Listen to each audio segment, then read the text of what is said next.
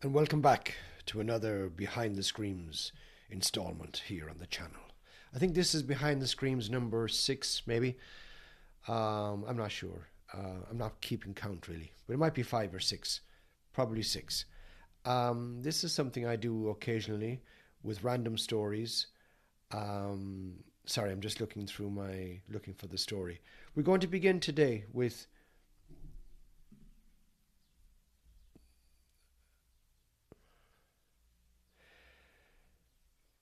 The Case of Charles Dexter Ward by H.P. Lovecraft.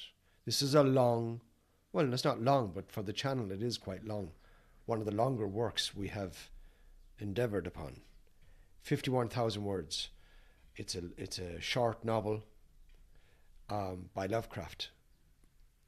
Perhaps his only novel. And this is something I have been putting on the back burner for quite some time.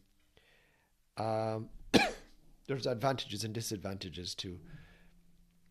No, sorry, I'm smothered with allergy, but I have to continue because if not, I will lose weeks of work, basically. So, the Case of Charles Dexter Ward is approximately 51,000 words, and I have a policy of not serializing longer works, but I think in this case it is justified because it's too long. At least that's what I think. Maybe I will divide this into 4 or 5 parts. So today we're going to begin with chapter 1. I was just looking at, there's an epigraph at the beginning by Borellus.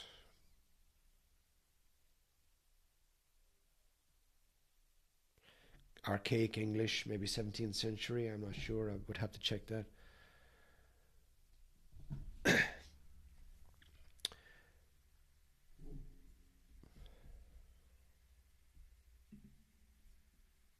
Anyway, let's go.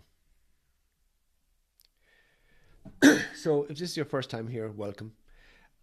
This is like behind the scenes footage I like to include on the channel every now and again for various reasons. Probably number 1, for curiosity's sake. Number 2, to show that this isn't an AI channel. Far from it. I'm very real. Look, I can pinch myself and I can feel that. Yeah, I'm absolutely human. I'm as human as the next man. Is that saying much? I'm not sure. Okay, we're going to check our settings on GarageBand. I record everything on GarageBand. I have my own settings I found through blood, sweat and tears.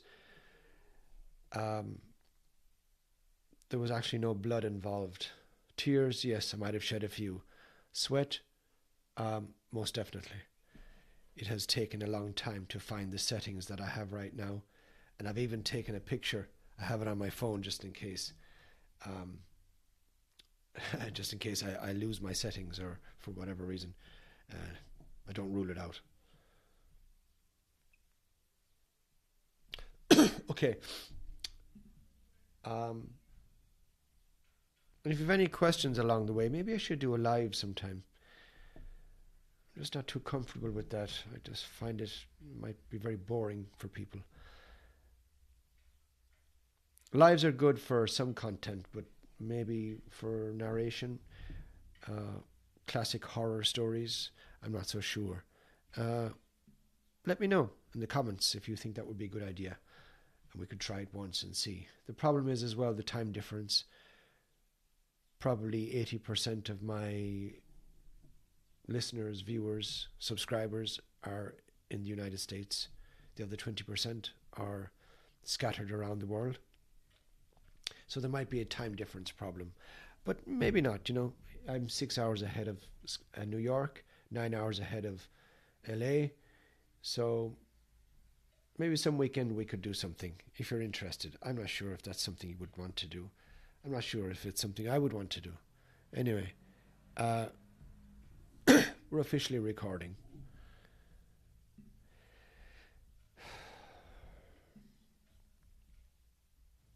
Sorry, I forgot to do something very important here. Bear with me. I forgot to cut and paste my text into my cue prompter, my teleprompter, whatever you call it. We're going to go with chapter 1 for now. I'm working off Project Gutenberg. 99% of my stories come from Project Gutenberg because it's the most reliable, apparently. So bear with me while I get through this. I have an allergy. I'm taking medication for this, but I might as well be taking cough drops. No good. No good. Well, then again, I don't know. Maybe I would be much worse if I wasn't taking the little pill that I'm taking once a day. Tiny thing. Okay. I forgot my water as usual. And just before we begin, I'm going to do this intermittently. I find 15 to 20 minutes is the sweet spot for me. It depends on many factors. But today my throat is not the best. It's itchy, it's scratchy, itchy and scratchy. It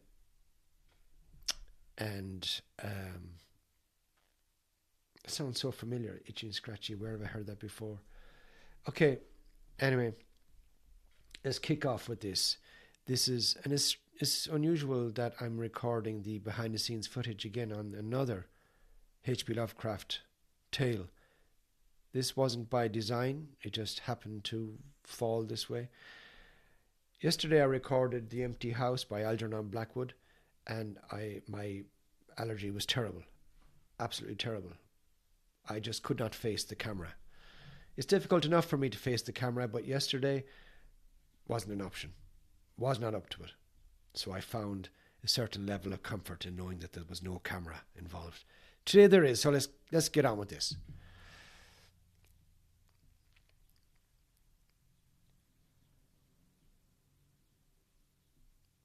This is quite abstract now. Okay, so I hope you're sitting down. The essential salts of animals may be so prepared and preserved that an ingenious man may have the whole ark of Noah in his own study, and raise the fine shape of an animal out of its ashes at his pleasure, and by the like method from the essential salts of humane dust, a philosopher may, without any criminal necromancy, call up the shape of any dead ancestor from the dust whereinto his body has been incinerated. Borellus.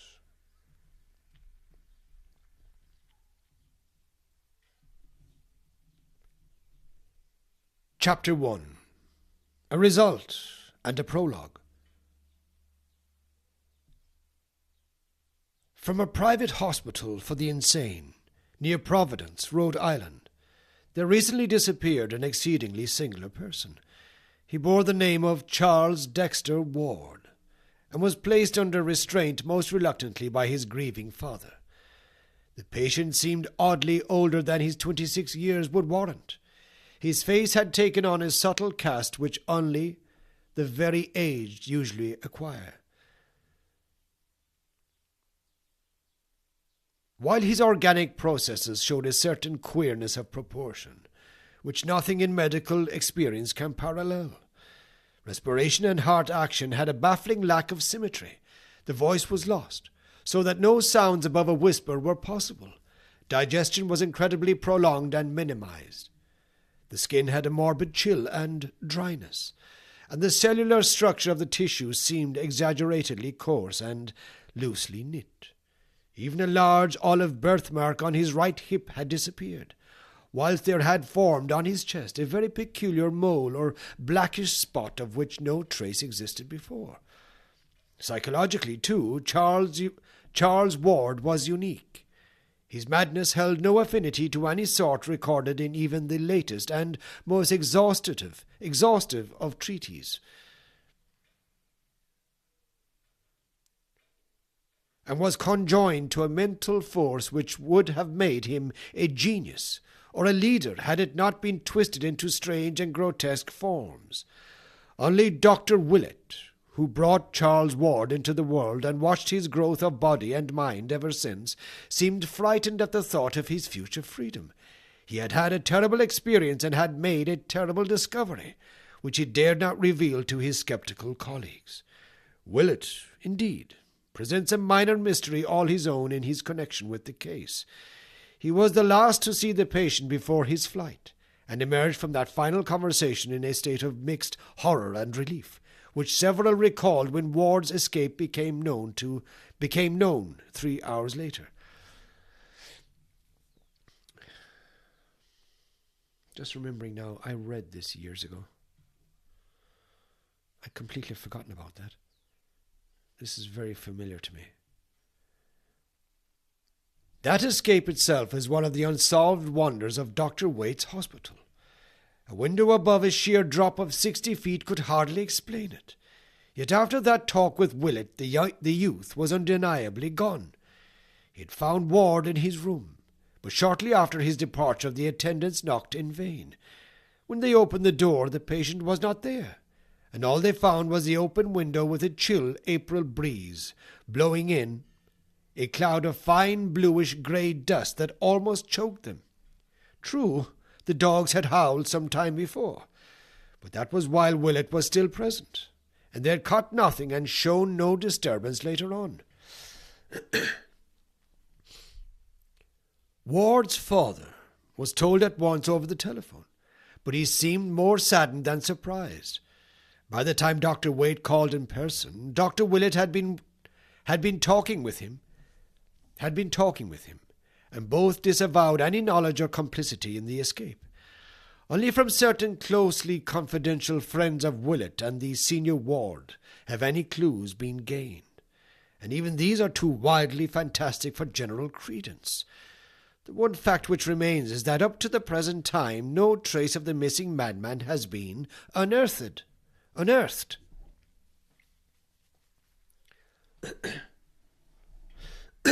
Break. There's a pause here. Series of asterisks.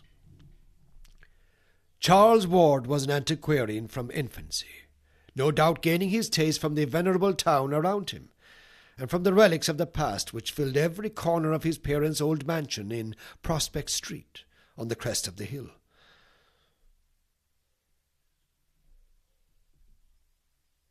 I've read enough works by Lovecraft on this channel now to know that he had an affinity with hills.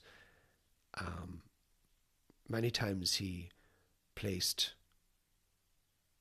houses on hills or on the crest of the hills. In general, hilly locations. And there's something to that, I think. They looked down, people looked up. Maybe there's something subliminal going on there. I'm not sure. Was he looking down on people? His elite characters, they did tend to have a sort of attitude. I'll put it that way, without saying much more. And also, Lovecraft is famously racist. I think it's fair in saying that, right? Literally racist. He had something, a prejudice against certain races. Let's just put it that way. And I think it's fair to say that, no? I've seen and read enough now to know that, and I have changed some dialogue and text and prose along the way. Very minor, but I had to make those changes for the sake of the channel on YouTube. I didn't want, and I don't want to be flagged, or I don't want anything negative. I'm also a big believer in reading the original text. But there are some words, like the N word, I'm sure you know which one I'm referring to, it's just too much.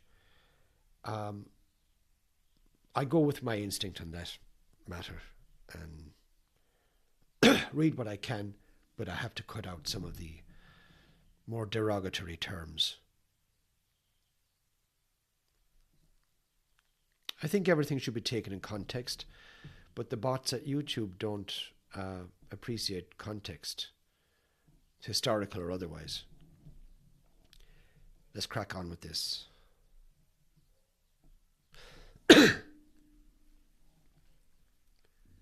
With the years, his devotion to ancient things increased, so that history, genealogy, and the study of colonial architecture, furniture, and craftsmanship at length crowded everything else from his sphere of interests. These tastes are important to remember in considering his madness. I just realised that you can't really see my face, but you don't want to see my face. Well, maybe you do, for the behind the screens installments. But I cannot angle the. This is the camera on my MacBook. I cannot do it another way.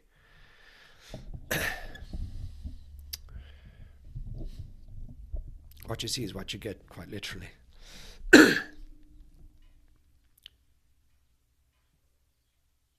One would have fancied the patient literally transferred to a former age through some obscure sort of auto-hypnosis.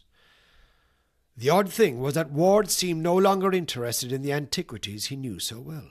He had, it appears, lost his regard for them through sheer familiarity, and all his final efforts were obviously bent toward mastering those common facts of the modern world which had been so totally and unmistakably expunged from his brain.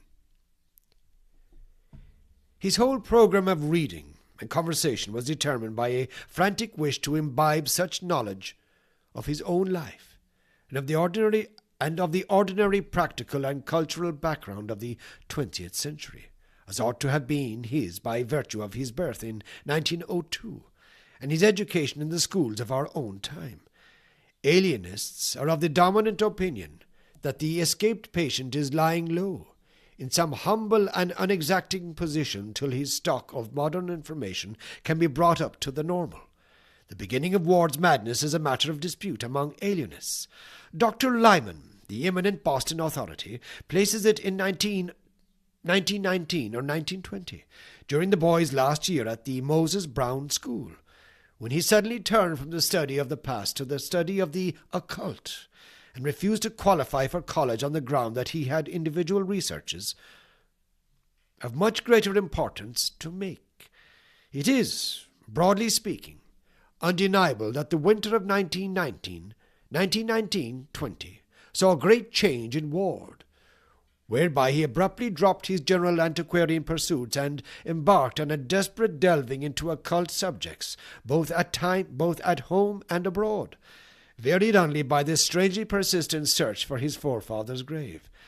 From this opinion, however, Dr. Willett substantially dissents, basing his verdict on his close and continuous knowledge of the patient, and on certain frightful investigations and discoveries which he made toward the last. Okay, must stop there. Got to tend to things. We'll take this up at a later moment.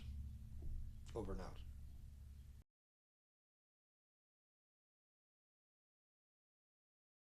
Welcome back to the latest installment of Behind the Screams. We are continuing with the H.P. Lovecraft story. We are on chapter 2. I narrated probably half of this chapter between yesterday evening and this morning. Very long chapter. It's almost, I would say, a novella. I might be exaggerating, but I don't know the word count, but it's never ending. So I think this novel, because it is a novel, will be divided into 3 parts. Maybe chapter 1 and chapter 2, then chapter 3, chapter 4, and chapter 5. I'm not sure. I need to check that again before I publish the first video, because that needs to be right. You know, on the cover, on the thumbnail, it will say part 1 of 2, or maybe part 1 of 3. I haven't decided yet. I need to look at that in more detail. Right now I'm just concentrating on the narration. Let's continue. Speaking of which, let's go. I continue with my allergy.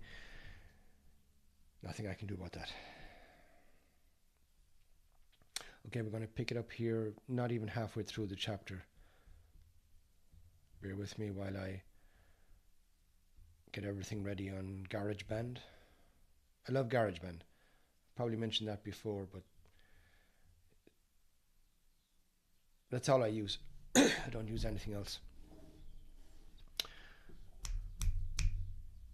Okay, it's all good to go. We're recording. And just as I start recording, someone down the road begins cutting steel. I'm not sure if you're picking that up on the microphone.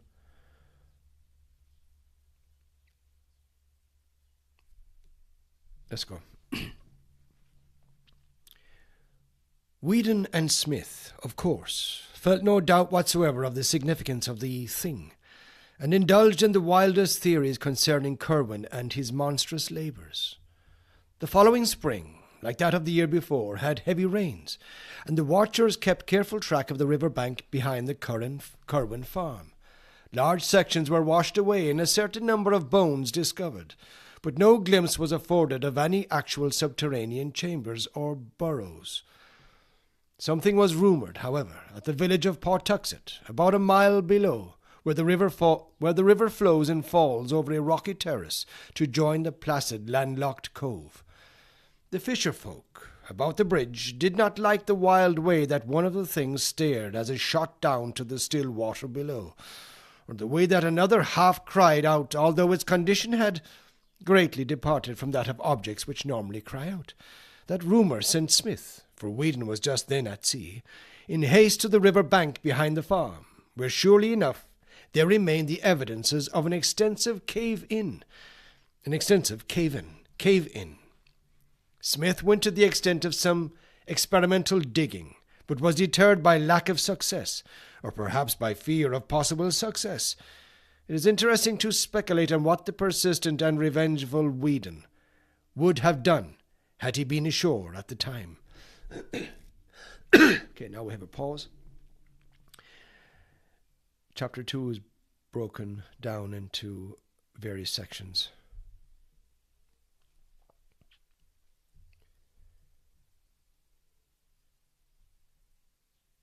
By the autumn of 1770, Whedon decided that the time was ripe to tell others of his discoveries, for he had a large number of facts to link together, and a second eyewitness to refute the possible charge that jealousy and vindictiveness had spurred his fancy.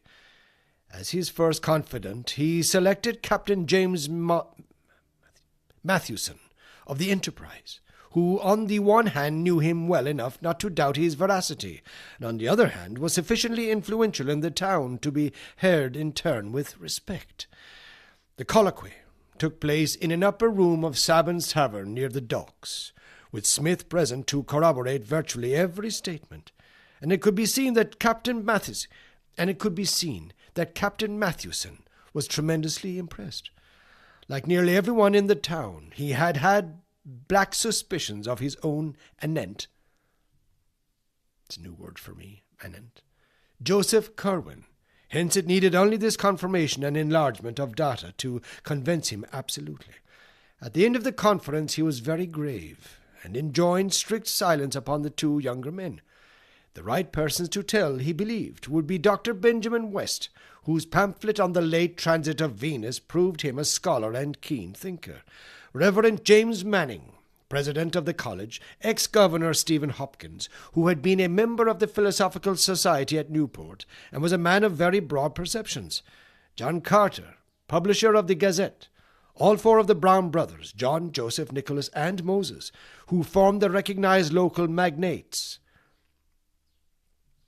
old Dr. Jabez Bowen, whose erudition was considerable, and who had much first-hand knowledge of Curwen's odd purchases, and Captain Abraham Whipple, a privateersman of phenomenal boldness and energy, who could be counted on to lead in any active measures needed. The mission of Captain Matthewson prospered beyond his highest expectations, For whilst he found one or two of the chosen confidants somewhat sceptical of the possible ghostly side of Whedon's tale, there was not one who did not think it necessary to take some sort of secret and coordinated action. Oh.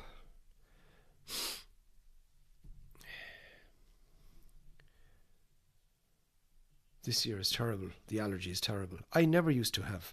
It's hay fever. I never used to have. I used to never have. Sorry, I'm just going to pause it there. Hay fever.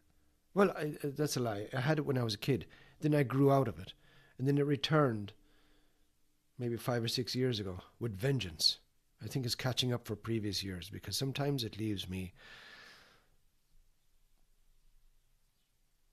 It's called hay fever, and it does feel like fever. No taste. Anyway. No taste, no smell, no sense of smell, no nothing. Kerwin, it was clear, formed a vague potential menace to the welfare of the town and colony, and must be eliminated at any cost. Late in December 1770, a group of eminent townsmen met at the home of Stephen Hopkins and debated tentative measures. Whedon's notes, which he had given to Captain Mathewson, were carefully read, and he and Smith were summoned to give testimony anent details. There's that word again, anent. I need to check this. It doesn't affect the narration, but I would like to know what it means myself. It's a preposition that means about, concerning, or in regard to. Okay. Might be archaic English, my first time hearing it. You might have heard it before, whoever is watching this. It's my first time. I might introduce that word into my vocabulary and use it on a daily basis. That would be funny. But you have to do it with a serious face. Something very like fear seized the whole assemblage before the meeting was over, though there ran through that fear a grim determination which Captain Whipple's bluff and resonant profanity best expressed. They would not notify the governor, because a more than legal course seemed necessary. With hidden powers of uncertain extent apparently at his disposal, Kerwin was not a man who could safely be warned to leave town. He must be surprised at his Pawtuxet farm by a large raiding party of seasoned privateersmen, and given one decisive chance to explain himself. If he proved a madman, amusing himself with shrieked and imaginary conversations in different voices, he would be properly confined. If something graver appeared, and if the underground horrors indeed turned out to be real, he and all with him must die. It could be done quietly, and even the widow and her father need not be told how it came about. Pause. A series of asterisks here. Another break in the chapter. I think this has 5 chapters, this story, but it could easily be 15. While these serious steps were under discussion, there occurred in the town an incident so terrible and inexplicable that for a time little else was mentioned for miles around. In the middle of a moonlit January night, with heavy snow underfoot, there resounded over the river and up the hill a shocking series of cries which brought sleepy heads to every window, and people around Weybosset Point saw a great white thing plunging frantically along the badly cleared space in front of the Turk's head. In front of the Turk's head. There was a baying of dogs in the distance. Here I will put sound effects of the dogs, an immersive experience. I remember when I was a kid, maybe 7, 8, 9, 10, maybe older even.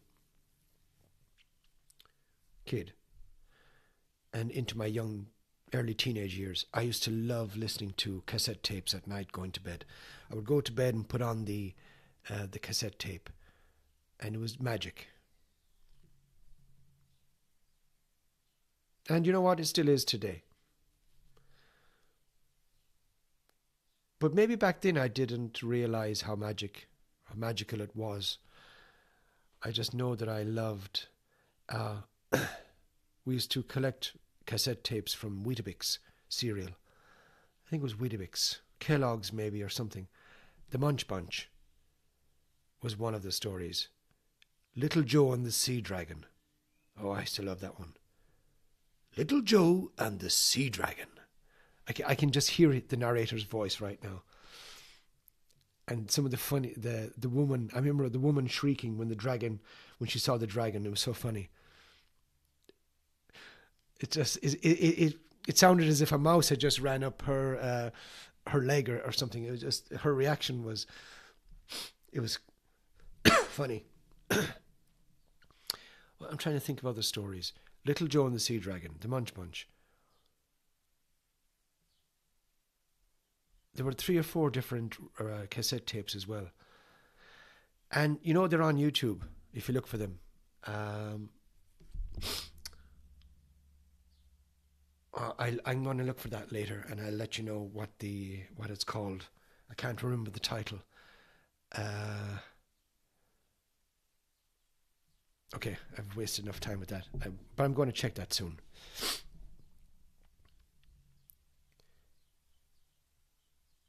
I'm going to check it now. It's annoying me. Bear with me. You can check this out for yourself. I used to listen to this as a kid. Loved it. Love this. The magic of the narration. I was very immersive, and I was lying in my bed with my eyes closed. The bedside locker, the locker light was on. The bedside table light was on, and I would have my eyes closed, and everything would unfold before me from the comfort of my bunk bed. Let me just check. The Munch Bunch cassette tape. That's what I will put in and see if anything comes out. Oh, it's here. The Munch Bunch Stories and Songs, full vinyl.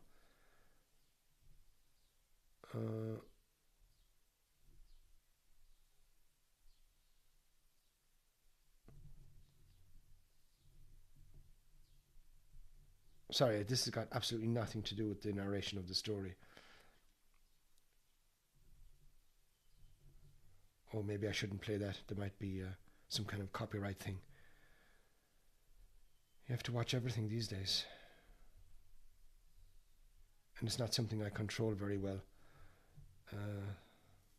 I don't spend much time online. The only time I'm online is normally when I'm working, uploading my narrations or something related to horror or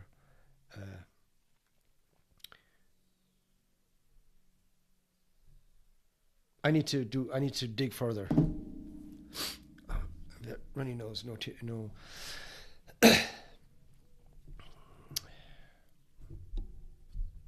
I'll come back to you later with that. There is a series of stories online that were very popular in 40 years ago. Now I'm showing my age. There was a baying of dogs in the distance, but this subsided as soon as the clamour of the awakened town became audible. Parties of men with lanterns and muskets hurried out to see what was happening, but nothing rewarded their search. The next morning,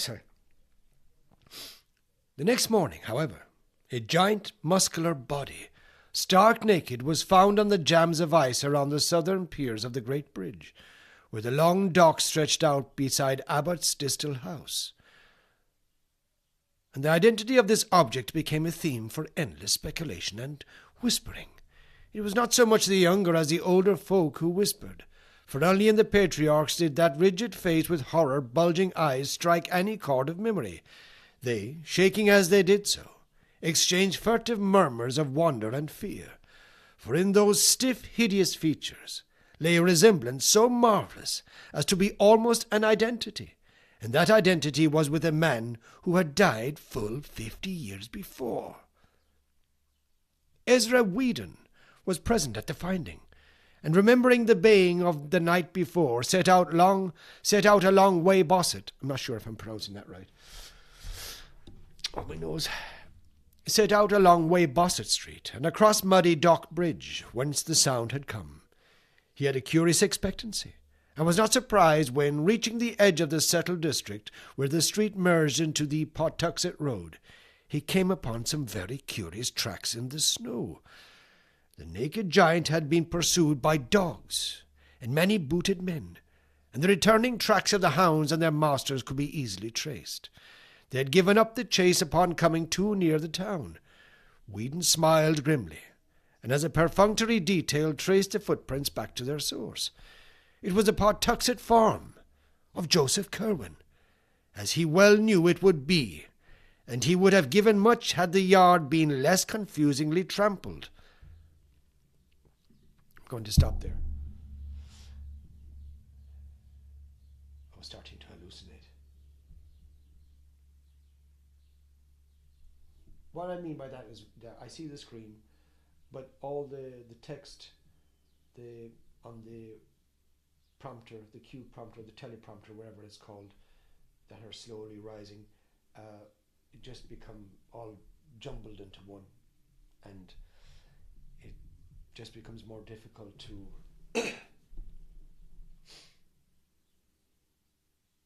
to narrate each word as it should be. And I think at that moment the narration, from my point of view, or in my case, becomes flattened and deadened, muted. So that's the moment to stop, go away, have a cup of tea, coffee, whatever it is, walk the dog. Finny, I must walk him actually. And I will continue at a later moment. As I say, this might be of interest to you, it might not. I know I should address the camera more, but I completely forget that I'm actually speaking to a camera.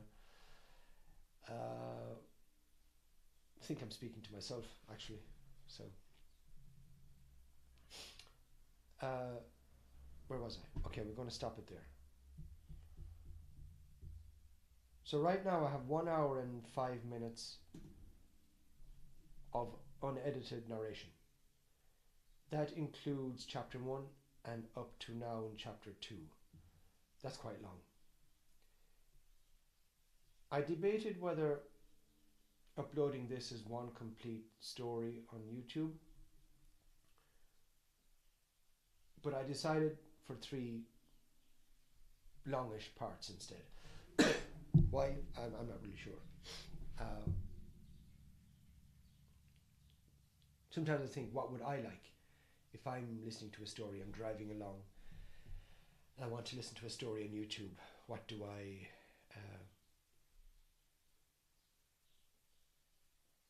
as long as I know that the parts are there, I don't mind. I think part 1, part 2 and part 3 is very manageable. If it gets to part 5 and part 6, then it begins to... maybe it becomes weaker. What I mean by that is that the installments might be shorter, maybe 20 minutes, 30 minutes, and I think somehow it is weakening the impact of the story. In my case, I have seen, for example, well, Dracula is an exception. I did that with individual chapters. Each chapter was a video, and it's on my playlist. I have a Bram Stoker playlist. And those chapters are quite long, averaging between 30, 35, 40, even 45 minutes. So they're decent chapters. But anything less than 20 minutes seems to weaken the story. And in my experience, a multi-part serialization of a longer work doesn't pay off. That's my experience. I see the views are going down. Chapter 1, first video, will have maximum views, but as the videos move along, as it goes down through the story, there seem to be less and less views, less and less impact. The algorithm, whatever that magical land of YouTube is, it notices the videos less and less. That's what I'm trying to say. Okay, I'm going to stop talking now,